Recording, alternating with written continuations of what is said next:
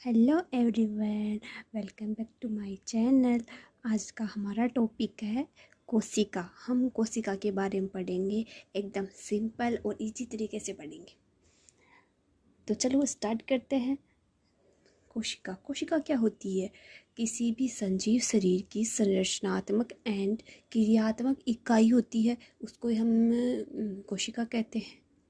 चलो, कोशिका का साइंटिफिक नेम क्या है? साइंटिफिक नेम होता है साइटो। साइटो को मतलब होता है कोशिका। और इसका अध्ययन किस में कहते हैं? साइटोलॉजी। साइटो को मतलब तो हो गया कोशिका, और लॉजी का मतलब होता है स्टडी करना। किसी भी टॉपिक पे मतलब साइटोलॉजी होगी, ये तो कहीं पे होता है इम्यून सिस्टम से रिलेटिव होता है, तो उसको उसका साइंटिफिक नेम तो पहले आएगा, और इसके आगे लॉजी लग जाता है तो उसका अध्ययन उसमें किया जाता है। जैसे इम्यूनोलॉजी है तो इम्यूनो प्लस लॉजी, इम्यूनोलॉजी हो जाएगा। फिर इसकी खोज किसने की थी? कोशिका की खोज किसने की थी? रोबोट हुक ने की थी, लेकिन ये की थी मृत पादप कोशिका में की थी। इसकी खोज किसने की थी? रोबोट हुक ने की थी। कब की थी? 1665 में की थी। और किस में की थी? जो मृत पादप कोशिका होती है उसमें की थी। दूसरा खोजकर्ता है, वो था एंटोनी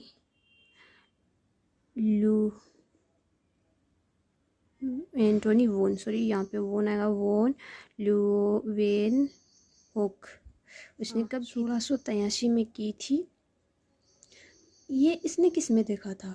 ये प्रोटोजोआ सेल, स्पर्म, बैक्टीरिया की आरबीसी होती है, उसमें इसको खोजा था।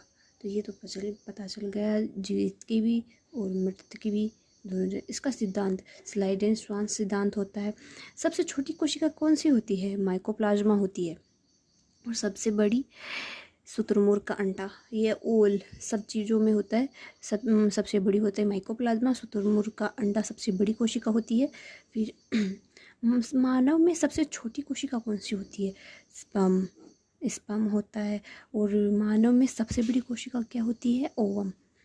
मानव में ही सबसे लंबी कोशिका कौन सी होती है? न्यूरॉन। जो कहाँ पाई जाती है? ब्रेन में पाई जाती है। न्यूरॉन का कभी डिवीज़न नहीं होता है। न्यूरॉन में कभी भी डिवीज़न नहीं पाया जाता, नहीं होता डिवीज़न। ये विभाजन रहित कोशिका होती है जो ब्रेन में पाई जाती है। तभी तो बोलते हैं ब्रेन में, ये सिर में कभी चोट लग जाती है, वो कभी ठीक नहीं होती। और सबसे हमारी बॉडी में सबसे ज़्यादा डिवीज़न की कैपेसिटी लीवर की सेल्स में पाई जाती है। आगे हम जानते हैं कोशिका से हमारा शरीर बनता कैसे है। जैसे हम एग्जांपल लेते हैं, कोई घर है, वो घर कैसे बनता है? पहले तो ईंट की एक दीवार बनेगी, फिर दीवार से जब चारों तरफ दीवार बन जाएगी तो वो कमरा कहलाएगा। फिर उसको कमरा हो पूरा हो जाता है तो उसमें छोटे छोटे पार्ट्स, मतलब कमरे में कमरा है, उसके और एक और कमरा है, फिर तीसरा कमरा, ऐसे थोड़ा थोड़ा बन के एक घर बन जाएगा। ऐसे ही हमारी बॉडी होती है। एक कोशिका होती है तो बहुत सारी कोशिकाएं मिलकर एक टिश्यू बना लेती हैं। ये टिश्यू बन गया। फिर ये टिश्यू, बहुत सारे टिश्यू मिलके एक ऑर्गन बना लेते हैं या अंग बना लेते हैं।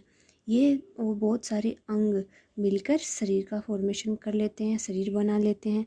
अंग जैसे लीवर, किडनी, डाइजेस्टिव सिस्टम, ये वगैरह हो गए। ओके, आगे हम देखते हैं कोशिका के पार्ट क्या क्या होते हैं, ये क्या क्या वर्क करते हैं, इसके बारे में जानते हैं। सबसे पहला आता है कोशिका झिल्ली या प्लाज्मा झिल्ली बोलते हैं इसको। ये प्लांट में भी पाई जाती है और जंतु में भी पाई जाती है। ये किसकी बनी होती है? प्रोटीन की बनी होती है।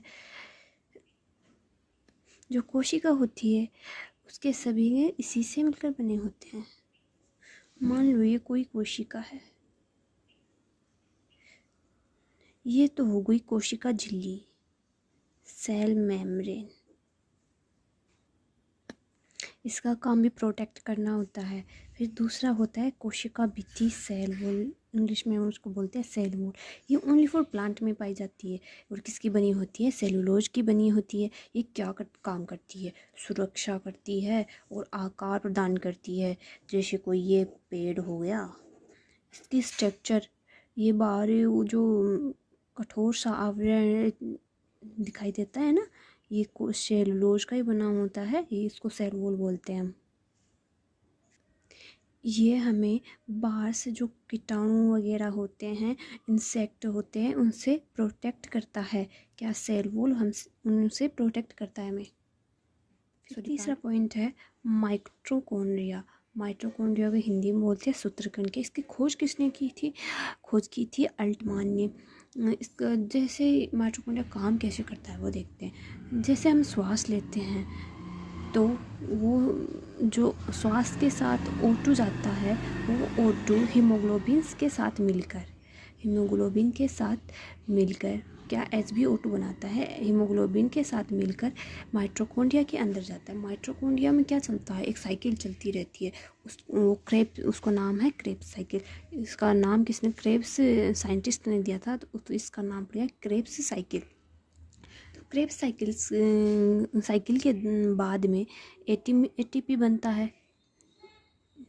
ATP बनता है तो 38 ATP बनके एक ग्लूकोज का फॉर्मेशन करते हैं, और ग्लूकोज हमें क्या देता है, एनर्जी देता है। तो इसीलिए तो माइटोकॉन्ड्रिया को शक्ति ग्रह कहा जाता है, पावर हाउस बोलते हैं इंग्लिश में। फिर इसकी जो माइटोकॉन्ड्रिया की अंदर की दीवारें होती हैं तो उनको बोलते हैं हम क्रिस्टी। तो चलो एनर्जी तो बन गई, ये तो पता चल गया कि माइटोकॉन्ड्रिया हमें एनर्जी देता है। तो इसकी सप्लाई कौन करता है, जो गोल्जी बॉडी होता है वो ही इसकी सप्लाई करता है। कैसे, जैसे हम चल रहे हैं या दौड़ रहे हैं या बोल रहे हैं, हम बोल रहे हैं तो ज़्यादा एनर्जी किसकी खर्च हो रही है, जीभ की। तो उसमें एनर्जी पूरी ATP खर्च हो गई उसकी, या पूरी ऊर्जा खर्च हो गई, तो उसको भी एनर्जी दूसरी सेल्स से मिलेगी ना। तो बॉडी में बैलेंस बनाने के लिए जहाँ पे ATP या ऊर्जा कम पड़ती है तो दूसरी जगह से सप्लाई की जाती है।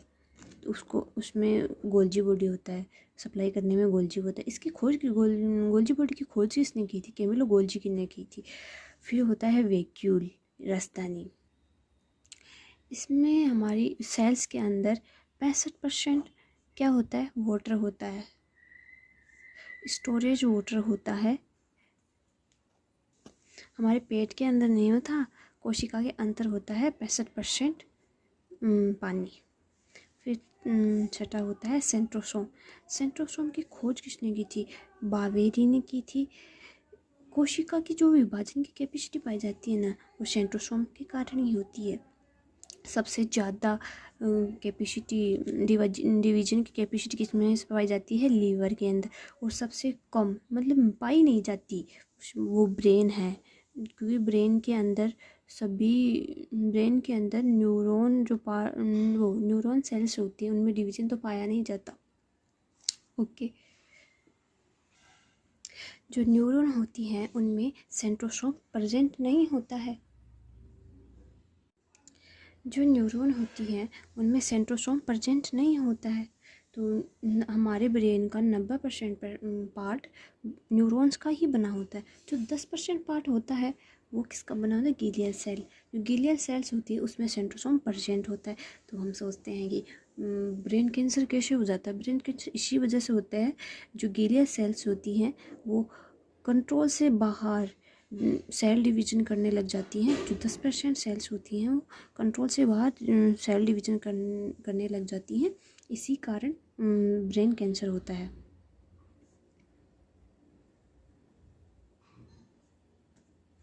फिर फॉर 7th पॉइंट, तो हमारा 7th टॉपिक होता है अंतःपर्दवीय जालिका एंडोप्लाज्मिक रेटिकुलम। एंडोप्लाज्मिक रेटिकुलम क्या काम करता है, ये आंतरिक कंकाल बनाता है। अंदर जो कंकाल बना हुआ है, हड्डियाँ बनी हुई है, वो इसी की वजह से बनी हुई है और आंतरिक सपोर्ट प्रदान करता है। अंतःपर्दवीय जालिका भी 2 टाइप्स की होती हैं। 2 टाइप्स की कैसे, एक तो स्मूथ वाली, चिकनी चिकनी होती है वो होती है स्मूथ वाली, और जो रफ़ होती है खुरदरी खुरदरी उसको रफ़ बोलते हैं। रफ़ वाली स्मूथ वाली क्या करती है, वो करती है वसा का फॉर्मेशन करती है। और जो रफ़ वाली होती हैं उसके ऊपर छोटे छोटे राइबोसोम के कण पाए जाते हैं। जो राइबोसोम के कण क्या काम करते हैं, प्रोटीन का निर्माण करते हैं। अभी हमने देखा राइबोसोम क्या काम करता है, प्रोटीन का निर्माण करता है, प्रोटीन का निर्माण करते हैं, इसलिए इसको प्रोटीन फैक्ट्री भी बोलते हैं। फिर राइबोसोम भी 2 टाइप से बनता है।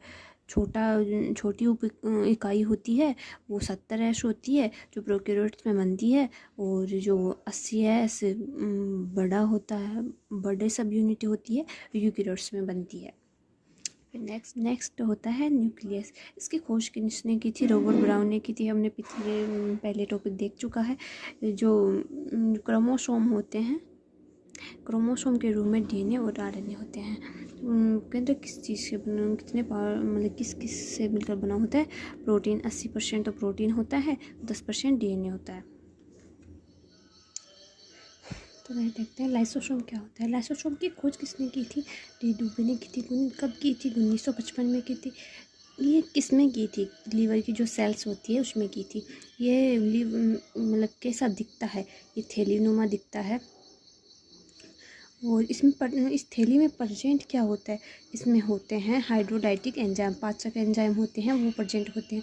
फिर लाइसोसोम का निर्माण कैसे होता है, गोल्जी बॉडी और जो अंतःपरदेवी जालिका एंडोप्लाज्मिक रेटिकुलम मिलकर लाइसोसोम का निर्माण करती है।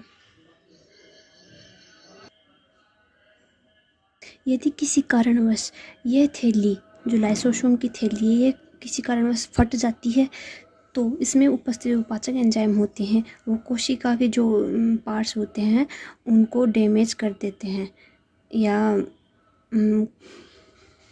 कोशिकाओं के पाचन कर देते हैं, जिससे कोशिका नष्ट हो जाती है। इसी कारण से लाइसोसोम को आत्मघाती थैली भी कहा जाता है।